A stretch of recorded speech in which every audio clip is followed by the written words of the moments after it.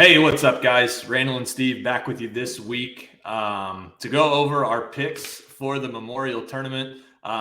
We were doing this for quite a few weeks running, and both of us got busy. Didn't have a chance to keep these videos going, so switched to Steve writing the articles that are on OddsJam every single week. In this video, we are going to kind of recap last week's golf tournament. We'll talk about our golf model a little bit. Steve's going to dive into that. We'll go over the derivatives for this week and then talk some outrights as well. But be sure, after you watch this video, check out the article on OddsJam underneath the golf section. Should be up Wednesday afternoon at the latest. So be sure to check that out just to see what the official plays are. So just to recap, 3 out of the last 4 outrights we've hit. Kind of 2 weeks in a row. We had Justin Thomas, who back from the dead in the PGA. I mean, very lucky to win that. And then Sam Burns last week, very similar. Just shoots an unbelievable round on Sunday, finds himself right in the mix. And I know you and I were texting. I mean, thought he had a chance to win the tournament and not even have to go back out. Yeah, I mean, leader in the clubhouse these past 2 weeks with the bad conditions has been very important. So yeah, and I mean the putts that Scotty drained, I mean, just unbelievable. Yeah. I mean, very, very Tiger-esque, 10, 12 footers to save par, and I mean, just absolute nails. So 3 out of the last 4 best bets, or I'm sorry, 3 out of the last 4 outrights, 5-1 on our best bets since we've been giving those out. Funny story with Sam Burns last week. I didn't have a chance to really dig into the model. Steve texted me and said, "Hey, who do you like this week?" And 1 shot, 1 kill, said Sam Burns. Yep. And we liked him, but he wasn't on my list. So that was all Randall. He saved us. And yeah, that was big. I mean, and honestly, that was the second week in a row where it was looking dicey going into Sunday, the PGA as well. I mean, derivatives weren't great last week, but we broke even, but we lost units just because the best bet lost. But yeah, I mean, derivatives have been pretty much the big money maker. I mean, the outrights for sure help, but the derivatives are the bulk of the units. So yeah. And speaking of that, plus 60.1 units since we've started these golf picks. So I mean, pretty impressive, in my opinion. Maybe a little biased, but I think that's pretty solid. So we're going to go ahead and jump into it. Going to throw the model up here. Steve's going to go into it a little bit more in depth. Obviously, we're not going to tell you everything, but you can kind of see some of the things that we look for. Obviously, can't give away the entire recipe here. Yeah, so essentially, I mean, what we do is, I mean, it differs week by week, but we identify what key metrics, are most important to each course. So, this week, it's Memorial, it's at Muirfield, and, this is it's a Jack Nicklaus design, so it's known as Jack's Place, obviously named after Nicklaus himself. So, it prides itself on being a ball striking course. So, that's been pretty much the, norm over the past few weeks. So the rough has to be avoided because there's small greens once again. If the ball is going to be in the rough, it's not going to sink in, but it's just going to be very unpredictable coming out. So it's going to be hard to hit the small greens. So essentially this week we're targeting 9 key metrics. The most important: strokes gained approach, then GIR's greens and regulation, strokes gained around the green, sand saves, and then also, believe it or not, putting is important. And you would be shocked to see some of these statistics for putting 5 to 10 feet, putting 10 to 15 feet. Some of these guys, you would think that, for as good as some of these guys are, that, their numbers would be much better. But a lot of guys lose strokes from those distances. And then really the biggest this week is, par 4 scoring average between 400 to 450 yards. Actually, 3 of the past 4 winners here have ranked in the top 5 in that category. So there's 7 par 4s between that length. So really, historically, those 7 holes are going to determine probably the winner. And then also strokes gained on the approach is super important. The last 2 winners, Cantley and Rahm, were both first and second in that category. So yeah, I mean, that's how we do it. So we plug these numbers in, the model spits out the aggregate, sort of, giving a percentage of who we think has the best chance to win. So this is the model's top 20. We don't follow it, per gospel per se, but it's definitely a good starting point. And Sanders actually the model's favorite by far. I think he's like he's the favorite to win by like 3%. So he's definitely going to be the starting point for our outrights and derivatives. And then there's a lot of familiar faces. Like a lot of these guys have just been killing it in strokes gained approach around the greens, and and then good drive percentage. That's a big one too, because like we said, staying inside the fairway is going to be important. So that's, I know a lot of you guys were asking us like, what's the model? Like, obviously we're not just going to give it away, because then, you can just do it yourself. We know there's a lot of smart people who follow us who are very data driven. So yeah, that's essentially how we do it though.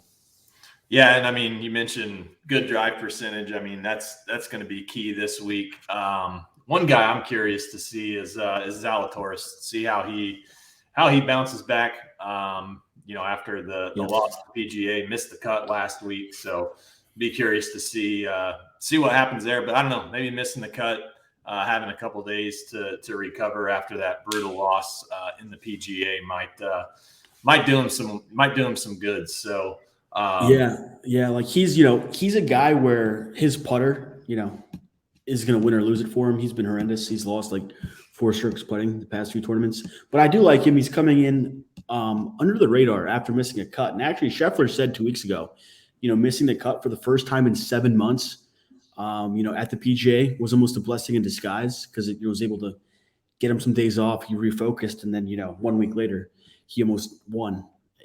So yeah, he had a wedding to get to though, so he had to get out of there. That was pretty cool though to watch that. He and Burns buddies there, watch them kind of battle it out. Obviously it was 1 hole, but nice 38-foot putt by Burns to win that. So we'll go ahead and jump into the derivatives this week. I'll let you go through those. We'll give out some outrights. Again, be sure, check out the article, kind of putting some finishing touches up on that, especially with the outrights. So just be sure to check all of that out. So here are the derivatives this week, and you can take it away. Yeah, so actually this week's a little bit strange, because like typically, I mean, our system is, we do top 10s, top 20s, and top 30s.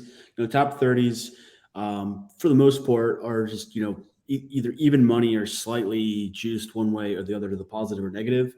So those are sort of our, ways to just build units. And then, the top 20s are typically between, I don't know, plus 150 to plus 250. And then the top 10s are the money makers. But this week's weird because it's a smaller field. There actually are no top 30s in I haven't seen it in any book. So we debated going top 5s, top 10s, top 20s, but top 5s is just really, I mean, there's great odds, but it's a lot of variance. And this week we just like a lot of guys to do well. We like a lot of guys to finish in the top 20.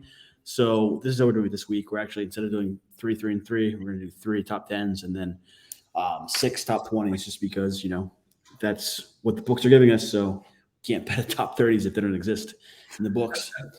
So as we touched on, Xander, he's the model's favorite. We like him a lot. He's kind of been a staple in our portfolios, pretty much, I would say, dating back to the beginning of doing this. And, and Muirfield has like a course comparison to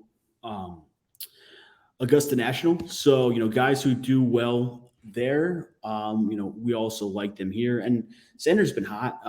He's finished tied 14th, tied 13th, and tied 11th in consecutive years here. He has 3 straight top 15. So, very much in form. And he actually leads the field in a few of the metrics that we identified as being key this week. So love Xander. He's going to be in the outright card as well. I'll just kind of go through the rest of these quickly. I mean, Sungjae Im, he's been a familiar face as well. I know Randall hates him. I do too. But, he did come off of that COVID. He missed a few tournaments, and last week he finished well. I think he finished tied 15, and he fits this course really well, actually. He's number 3 in the model. He's actually number one in around the green this week. Yeah, so that's going to really help him because if you miss the green, you're going to have to be able to get up and down, either out of the sand or scrambling. So he's the best in the field there. And, he's also really good in the par 4 scoring average. So he fits that sort of metric that determined the winner. So it's hard to trust, but we do like him.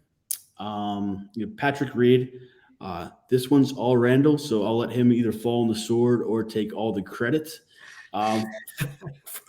For me, he's a boomer bust this week.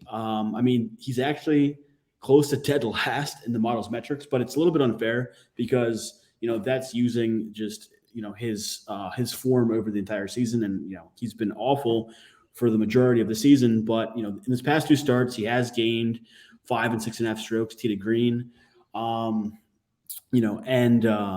That's actually really, really good for him considering that he has lost strokes from tee to green in 14 starts previous. And he changed his driver. He ditched that PXG driver, and he's it worked out for him last week. And he does play well here. He has what was he? Well, he had a T5 last year. And he does well on bent grass putting. Oh yeah, so he was finished tied here in 2020 and 5th last year. This is a guy who does have 9 wins on tour. So, he's definitely been there before.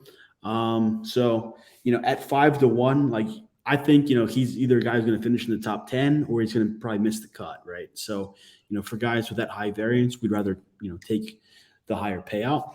And then just really quick, we'll just run through these. Cam Smith, Lowry, Hovland, Zalatoris, Matsuyama, Neiman. They're all, within that range of, pretty much even money to plus 150. If you've been reading along, that pretty much all those guys have been, somewhere in the portfolios over the weeks. And, they're all guys, if you look at the model, they're all in the top 20. And then, for different reasons, they're all in pretty good form. Some of these guys, Willie Z, his putter is an issue. Hovland is the worst by far in strokes gained around the green. He's dead last. That's not even close. He's actually dead last by multiple strokes. But he's also, one of the best ball strikers. He's actually best in the field in par 4 scoring average, second in strokes gained on the approach. So if he can even just, not lose strokes at a crazy rate around the green, and actually the past 2 tournaments he hasn't, I think he can win. So, yeah, I guess we can get into the outrights. Yeah, so outrights, a lot of the same guys that are on the derivatives there. Xander, don't have odds on these, so again, just check the website. For that article late Wednesday afternoon, depending on when you're watching this. Shane Lowry, Sungjae M, Victor Hovland, Hideki Matsuyama, Cam Smith, who actually, when we were talking on Sunday, you had asked me who I liked, and that was my initial pick. So I don't know. I guess we'll see if we can go 2 for 2, but ended up adding Patrick Reed as well, like you mentioned, and then Will Zalatoris, and just to wrap things up, PrizePicks. If you're interested in that, they have a lot of golf selections on there. I actually did one last week with the Tatum boost that they had over a half a point. Spieth under 70.5 and Burns under 71. All 3 of those came in. Spieth made it interesting, as he always does. But for this week, and again, I've not, these are not plus EV or anything. These are just straight from the golf model. But if you're on PrizePicks for Thursday, Patrick Reed under 71.5 strokes and Shane Lowry under 71. So if you're on PrizePicks, those were 2 I locked in. Might tweet a couple of those out this weekend if some fit. If you're not on PrizePicks, check the description below. There's a link there. Get you signed up. $100 free to start. That's what I did last weekend. Played through that. It's been pretty successful. So we'll continue to ride it. And hopefully another great tournament in store this week. I mean, golf, PGA really since COVID, I mean, has not disappointed. I mean, the playoffs they've been great to watch. So Memorial is always one of my favorite tournaments to watch. Not so much handicap, but we'll see. Yeah, because actually this week, last year it was the workday. What was it? Because it wasn't the Memorial, but it was the workday charity. And Morikawa won that one. Yeah, that was. I think was that his first win on tour? No, it may have been. I remember we were definitely on him. So yeah. So we'll see what happens this week, but again, check out the article. Link will be in the description at some point, or just hop over to OddsJam. You can check the golf page. So thanks for tuning in, guys. We're going to keep doing these every week. 15, 20 minutes, kind of go over everything and give you guys some more content outside of just reading an article. So appreciate you watching it, and we'll see you next week. Yep.